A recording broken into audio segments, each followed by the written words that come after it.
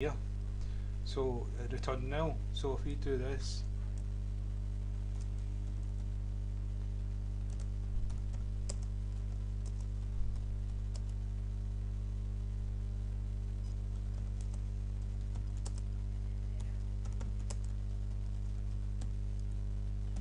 and that's not how you spell someone. So we've done this line of code, so it's going to produce this line of code.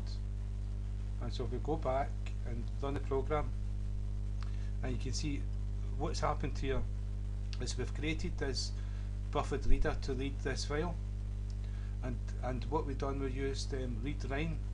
So we've called it fr, so we've done fr.read line, and we've passed it into this system.outprint, and it's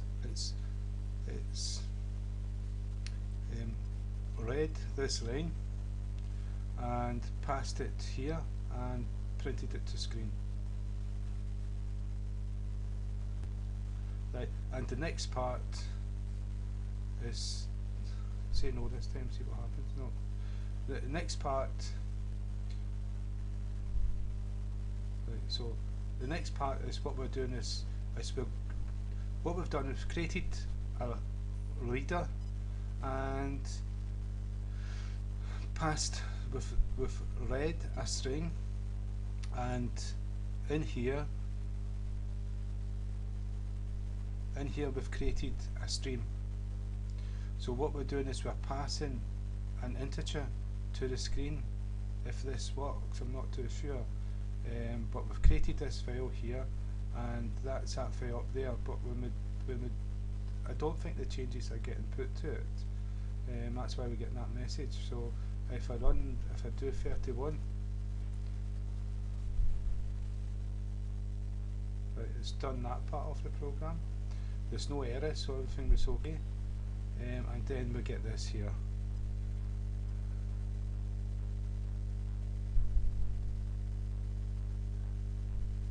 See, I've done yes and it didn't appear here, and I've done no and it didn't appear here. So I'm not too sure what one. Say no. Run it again.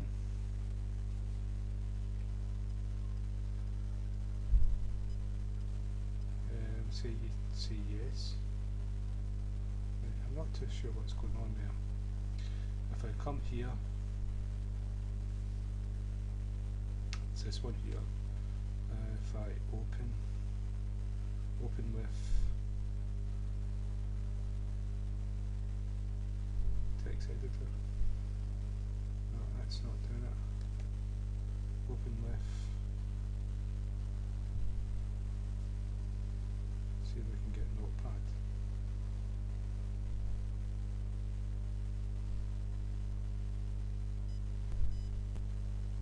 External programs. But I don't think this is working for some reason, so let's go back. Let's see what's.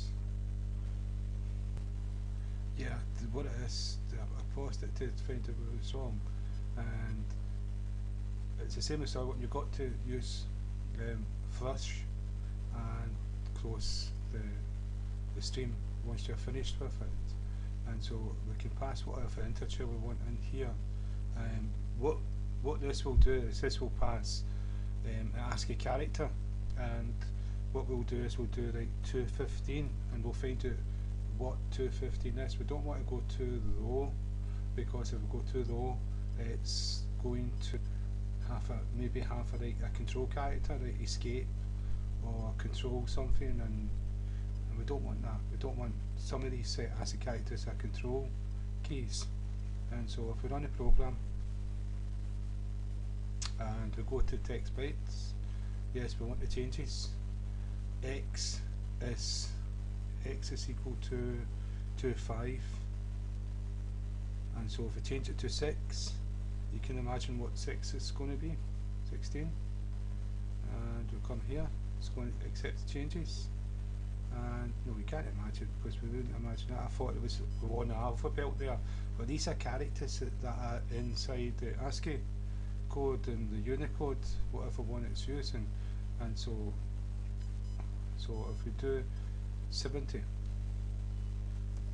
see if we're on the alphabet. And we'll come here. And that there is a special character. Right, and so what I'm trying to do is get to some ASCII characters. So we do 150, maybe this is one.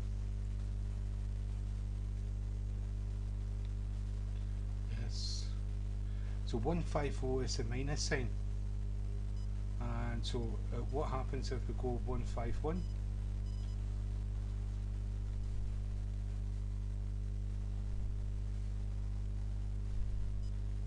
It's still a minus sign. Let's see, this is not going to, I don't know my ASCII characters. This is the problem. So if we go 60 and run it now, and that's actually a space. If I hit the backspace, you can see, so that was the character for space, for the space bar. And let's see if we go back, if I do 70, if I do 80, I'm hoping this is part of the alphabet.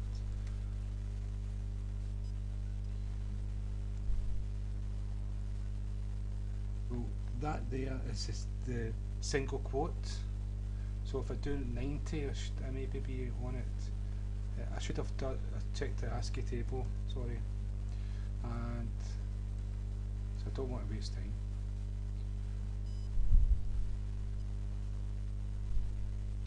And that's 3/4. So you're getting the characters that's in the ASCII code. So if I do 200, hopefully I'm on the 200. I'm trying to get to the alphabet or numbers or something. That's what I'm trying to do.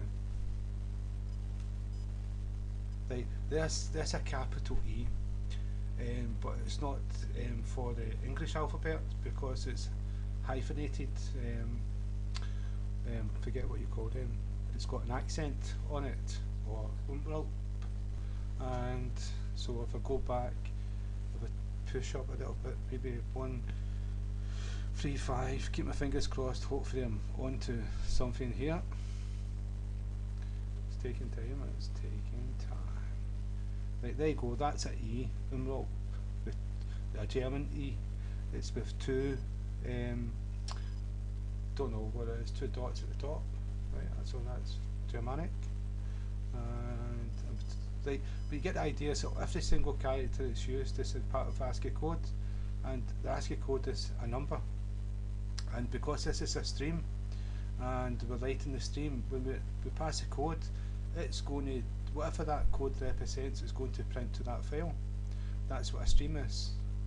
And the difference between a reader and the stream is the reader actually is reading the strings, words, sentences and all that, and it's also the writer is also writing all these strings and sentences. It's not using ASCII codes. That's the difference between the two of them. And we use the file reader to open the file. If that wasn't there, it throws an error, so you need to try and catch. And we use this is the file reader is for the reader, not the stream, and the file output stream is for the bytes, is for the stream. And if we come back to the second class, you can see that we've got buffered input stream and we've got buffered reader. And if we go back, that's what we've got here, but instead of buffered, we've got file, and then we've got buffered reader there. Instead of just output stream, we've got file output stream. So it's all beginning to you should be beginning to see like there's a pattern emerging that you'll become accustomed to. The difference, what you have with files is a file reader, a file writer, file input stream, which we've got here, and a file output stream. And we also have a class called file for creating files, and so we're going to do that as well. So again, I hope I've not wasted too much time, and again, thank you for listening.